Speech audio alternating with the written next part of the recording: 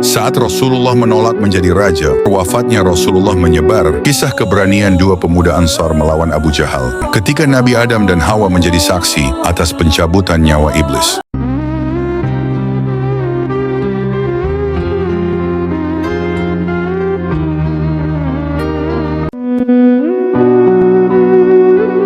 Suatu hari, seorang wanita salehah sedang memandikan jenazah seorang perempuan tua yang hidup sebatang kara. Namun, saat menyiram jenazah, ia terkejut melihat wajah jenazah tersebut tersenyum, seolah merasa geli. Ia pun bingung dan penasaran, seraya berkata, "Ya Allah, tunjukkanlah apa yang membuat jenazah ini tersenyum." Malam harinya, Allah menjawab doanya lewat mimpi. Dalam mimpinya, ia melihat perempuan tua itu dengan wajah bercahaya. Ia pun bertanya, "Wahai ibu, kenapa engkau tersenyum saat aku mandikan?" Perempuan tua itu menjawab, "Setiap pagi aku selalu bersedekah, memberikan separuh sarapanku kepada orang yang lewat di depan rumah. Namun, ketika tidak ada orang yang lewat, aku memberikan sarapanku kepada seekor anak keledai yang sedang kelaparan.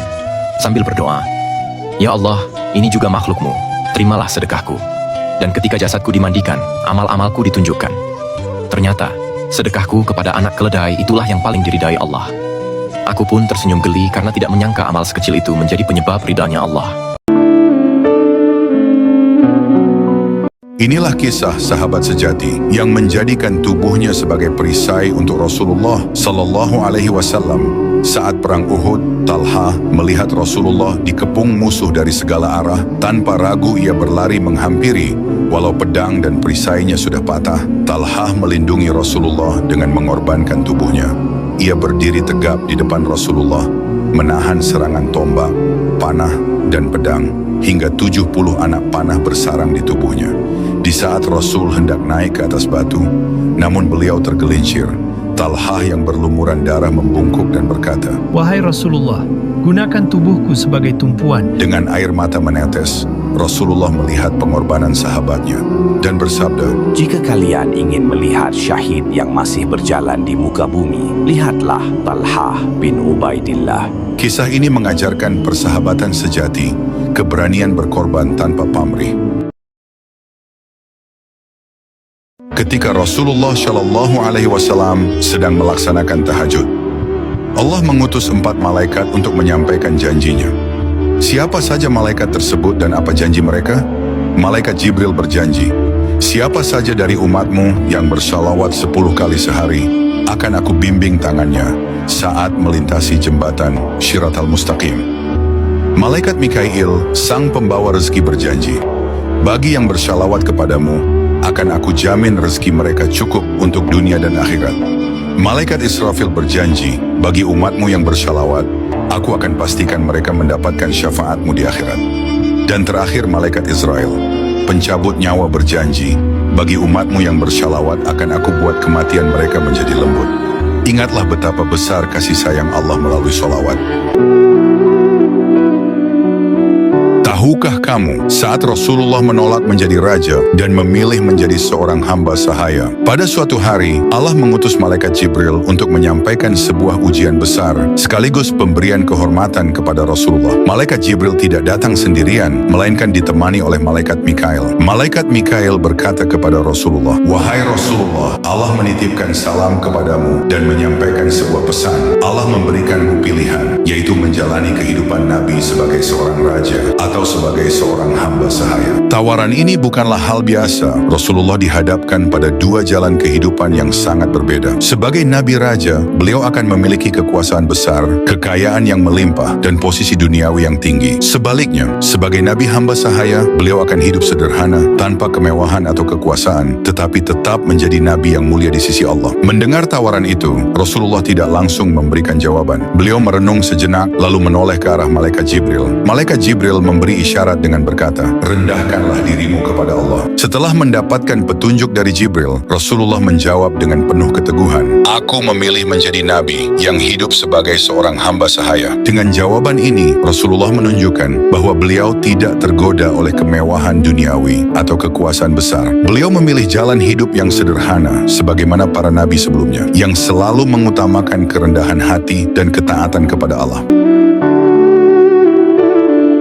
Setelah kabar wafatnya Rasulullah menyebar, para sahabat mengalami gejolak emosional yang luar biasa. Umar bin Khattab yang mendengar kabar tersebut tidak dapat menerima kenyataan itu. Umar keluar dari masjid dengan pedang terhunus dan berbicara lantang di depan kaum muslimin. Siapapun yang berbicara Muhammad telah wafat, akan kupenggal lehernya. Beliau hanya pergi menemui Rabbnya seperti Musa di Gunung Tur. Abu Bakar As-Siddiq yang saat itu berada di luar Madinah segera kembali. Beliau langsung menuju rumah Aisyah dan masuk ke kamar tempat Rasulullah terbaring. Setelah itu, Abu Bakar keluar menemui para sahabat. Beliau melihat Umar masih berbicara dengan penuh emosi. Lalu naik ke mimbar untuk menenangkan umat. Dengan suara tegas beliau berkata, "Barang siapa yang menyembah Muhammad, maka ketahuilah bahwa Muhammad telah wafat. Dan barang siapa yang menyembah Allah, maka Allah maha hidup dan tidak akan pernah mati." Abu Bakar lalu membacakan sebuah firman Allah, "Muhammad itu tidak lain hanyalah seorang Rasul. Sungguh telah berlalu sebelumnya beberapa Rasul. Apakah jika dia wafat, kamu berbalik ke belakang menjadi murtad? Barang siapa yang berbalik ke belakang, maka dia tidak dapat mendatangkan mudarat kepada Allah sedikit pun." Mendengar ayat itu, para sahabat pun tersadar. Begitupun Umar yang tubuhnya mulai lemas, sehingga ia jatuh terduduk sambil berkata, "Demi Allah, aku baru memahami ayat ini."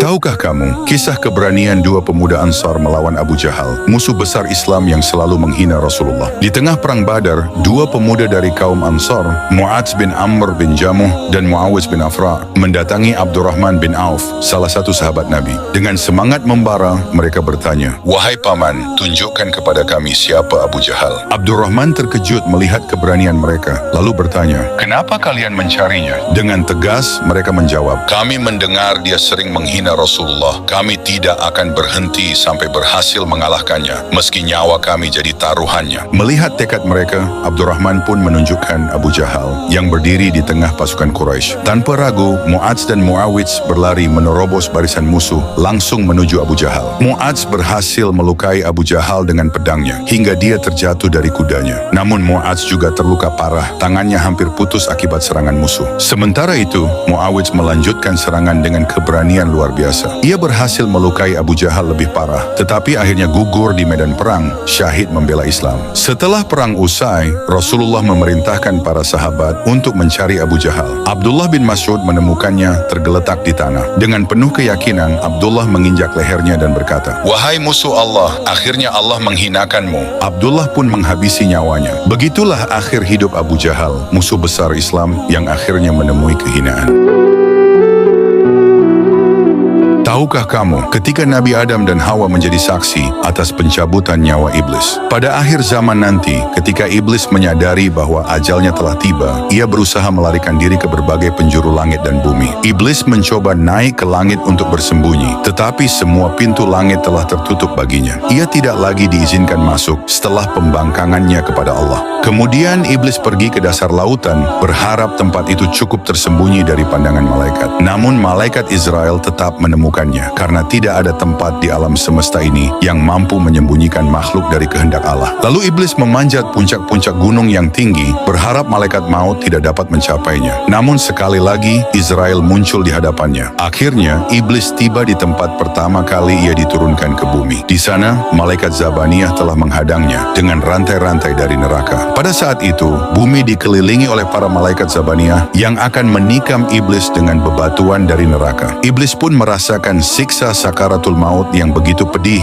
dan menyakitkan. Ketika itu Allah memanggil Nabi Adam dan Hawa untuk menyaksikan kematian iblis. Nabi Adam pun berdoa kepada Allah, "Ya Allah, sesungguhnya Engkau telah menyempurnakan nikmat-Mu kepada kami." Malaikat Israel pun mencabut nyawa iblis dengan cara yang sangat menyakitkan. Dikisahkan bahwa nyawa iblis dicabut secara perlahan-lahan sebagai balasan atas semua kejahatan dan kerusakan yang telah ia lakukan selama di dunia. Tahukah kamu, ketika singgasana Allah berguncang karena syahidnya seorang sahabat Rasulullah? Dikisahkan, pada perang Khandaq ketika pasukan Quraisy dan sekutunya mengepung Madinah, panggilan jihad menggema di seluruh penjuru kota. Di barisan terdepan berdirilah seorang lelaki pemberani, Sa'ad bin Mu'adz, pemimpin suku Aus, yang dikenal karena keteguhan iman dan keberaniannya. Di tengah pertempuran yang sengit, sebuah panah melesat menembus tubuhnya. Darah pun mengalir deras. Namun di saat tubuhnya melemah, Sa'ad berdoa, "Ya Allah, jika masih ada medan perang yang harus aku hadapi melawan musuhmu, maka berikan aku kekuatan. Namun, jika pertempuran ini adalah yang terakhir, maka izinkan aku menyaksikan kehancuran Bani Quraizah sebelum aku menemuimu. Allah mengabulkan doanya. Kaum muslimin berbalik mengepung Bani Quraizah, sebuah kaum yang mengkhianati perjanjian damai dengan Rasulullah. Saat kaum itu menyerah, Rasulullah menyerahkan keputusan hukuman mereka kepada Sa'ad bin Mu'adz. Meski tubuhnya terluka, Sa'ad berdiri dengan tegar dan ia memutuskan bahwa kaum pria Bani Quraizah harus dihukum mati atas pengkhianatan mereka. Keputusan itu pun dipuji oleh Rasulullah. Engkau telah memutuskan perkara ini sesuai dengan hukum Allah di atas langit. Namun luka Sa'ad semakin memburuk. Darah yang mengalir dari lengannya menjadi saksi terakhir atas pengorbanannya di jalan Allah. Di ujung hayatnya, dengan suara lirih ia berbisik, "Ya Allah, jangan biarkan aku hidup jika aku tak lagi bisa berjuang di jalan-Mu." Ketika ruhnya berpisah dari jasad, alam semesta menyambut kedatangannya. Rasulullah dengan mata yang berlinang bersabda, "Sungguh, arsy Allah berguncang karena kematian Sa'ad bin Mu'adz." Hadis riwayat Bukhari dan Muslim.